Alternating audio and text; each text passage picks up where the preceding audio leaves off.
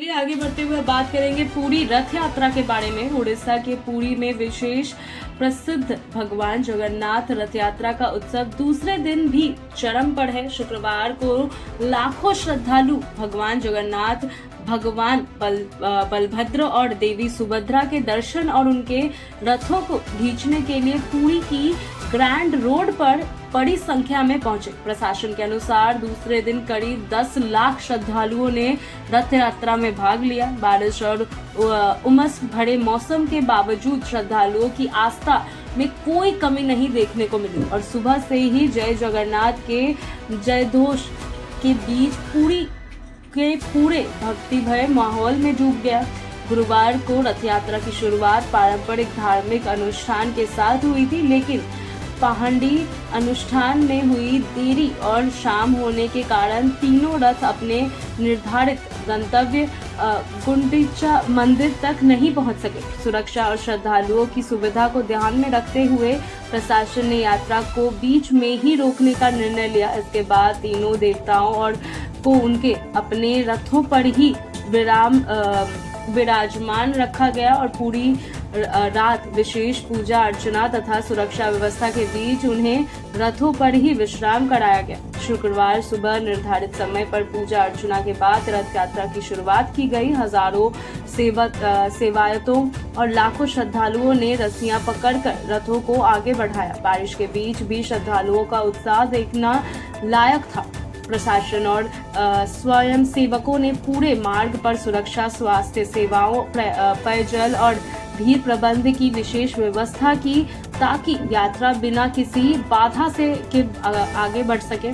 श्री जगन्नाथ मंदिर प्रशासन ने मुख्य प्रशासक अरविंद पाधी ने बताया कि गुरुवार को सभी धार्मिक अनुष्ठान निर्धारित प्रक्रिया के अनुसार संपन्न हुआ, लेकिन भगवान जगन्नाथ की प्रतिमा मुख्य मंदिर के सिंहद्वार से बाहर लाने के दौरान करीब 40 मिनट तक प्रतिमा आगे नहीं बढ़ सकी। इसी कारण पहाड़ी अनुष्ठान निर्धारित समय से 1 घंटे से अधिक देर से पूरा हुआ और पूरे कार्यक्रम की समय सारिणी प्रभावित हो गई। यही देरी आगे चलकर यात्रा के रुकने का मुख्य कारण बनी। उन्होंने बताया कि गुरुवार को भगवान बलभद्र और तालध्वज रथ ग्रैंड रोड पर लगभग 700 मीटर की दूरी तय करते हुए मार्केट चौक तक पहुंचे और वहीं रोक दिया गया। वहीं देवी सुभद्रा का दर्पदलन रथ करीब 400 मीटर चलकर मरीजकोट चौक तक पहुंचा। दूसरी ओर भगवान जगन्नाथ का नंदी घोष रथ केवल थोड़ी दूर ही तय कर सका और मुख्य मंदिर के सिंहद्वार के पास ही रुक गया।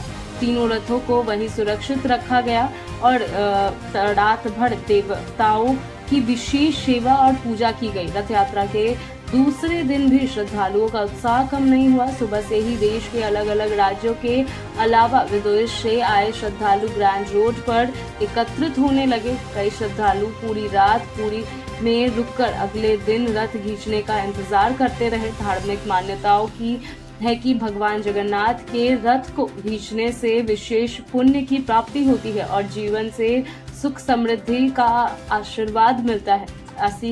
इसी आस्था के चलते हर वर्ष लाखों श्रद्धालु इस ऐतिहासिक यात्रा में शामिल होते हैं। पूरी यात्रा केवल एक धार्मिक आयोजन नहीं बल्कि भारतीय संस्कृति और सनातन परंपरा का एक जीवंत प्रतीक माना जाता है।